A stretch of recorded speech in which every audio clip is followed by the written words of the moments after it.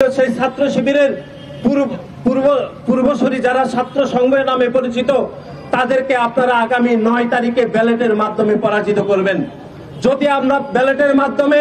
সেই ছাত্র সংঘ যারা বর্তমান নাম ছাত্র শিবিরকে যদি ব্যালটের মাধ্যমে আমরা পরাজিত না করতে পারি, তাহলে ঢাকা বিশ্ববিদ্যালয়ের পবিত্র মাটি কিন্তু আমাদেরকে কখনোই ক্ষমা করবে না।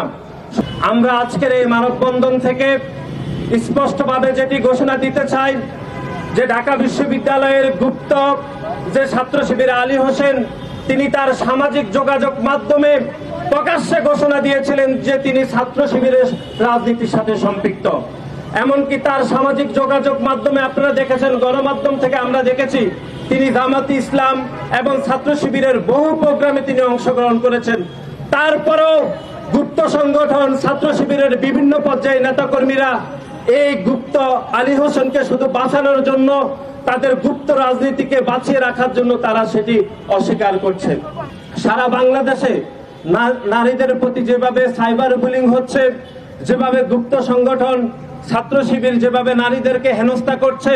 সেজন্য ঢাকা বিশ্ববিদ্যালয়ের যে সকল নারী শিক্ষার্থী রয়েছে তাদের প্রতি আমাদের উদাত্ত আহ্বান থাকবে যে আগামীর 9 তারিখ ঢাকা বিশ্ববিদ্যালয়ে যে ঐতিহাসিক ছাত্র সংসদ নির্বাচন অনুষ্ঠিত হবে, সেই নির্বাচনে আপনারা গুপ্ত সংগঠন ছাত্র শিবিরের কোন পর্যায়ের কোন প্যানেলকে আপনারা নির্বাচিত করবেন না। যদি আপনারা নির্বাচিত করেন, ভুলেও যদি করে থাকেন, তাহলে আমার বোন যিনি হাইকোর্টে রিট পিটিশন করার সামান্যতম রিট পিটিশন করেছে, এই অপরাধে তাকে যেভাবে প্রকাশ্যে পদযাত্রা করে গণধর্ষণের হুমকি দেওয়া হয়েছে, ঠিক তেমনি ভাবে আমরা মনে করি ঢাকা বিশ্ববিদ্যালয়ের কোন নারী শিক্ষার্থী এই গুপ্ত সংগঠন ছাত্র শিবির থেকে কেউ আসলে রেহাই পাবে না।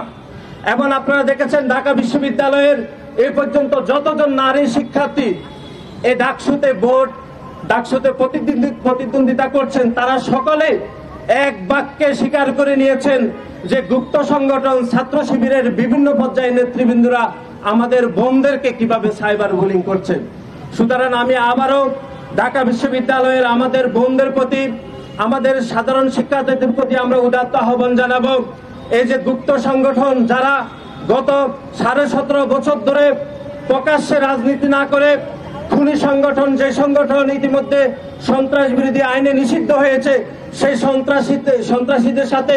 মিলে মিশে রাজনীতি করেছে, কমিটিতে থেকেছে, গণঅভ্যুত্থান পরবর্তী সময়ে তারা আত্মপ্রকাশ করে একইভাবে তারা গুপ্ত রাজনীতি করছে, কোনোভাবে কমিটি প্রকাশ করছে না। সেই গুপ্ত রাজনীতি থেকে ঢাকা বিশ্ববিদ্যালয়ের নারী শিক্ষার্থীদেরকে সতর্ক থাকার জন্য আমরা উদাত্ত আহ্বান জানাচ্ছি। এবং পরিশেষে চট্টগ্রামে আমাদের যে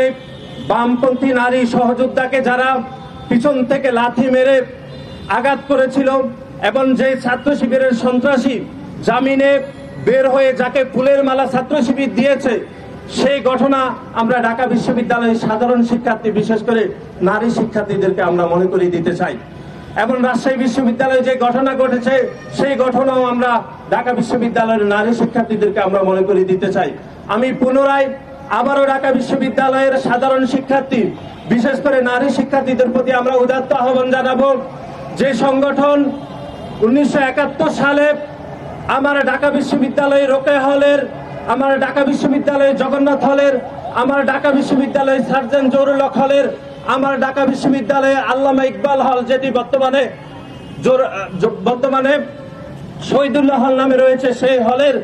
যারা নির্বিচারে গণহত্যা চালিয়েছিল, সেই ছাত্র শিবিরের পূর্বসূরি যারা ছাত্র সংঘ নামে পরিচিত,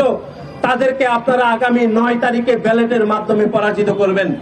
যদি আমরা ব্যালটের মাধ্যমে সেই ছাত্র সংঘ যারা বর্তমান নাম ছাত্র শিবিরকে যদি ব্যালটের মাধ্যমে আমরা পরাজিত না করতে পারি, তাহলে ঢাকা বিশ্ববিদ্যালয়ের পবিত্র মাটি কিন্তু আমাদেরকে কখনোই ক্ষমা করবে না। সুতরাং আমরা পুনরায় ঢাকা বিশ্ববিদ্যালয়ের সাধারণ শিক্ষার্থীদেরকে ছাত্র শিবিরের এই গুপ্ত রাজনীতির বিষয়ে সতর্ক থাকার উদাত্ত আহ্বান জানিয়ে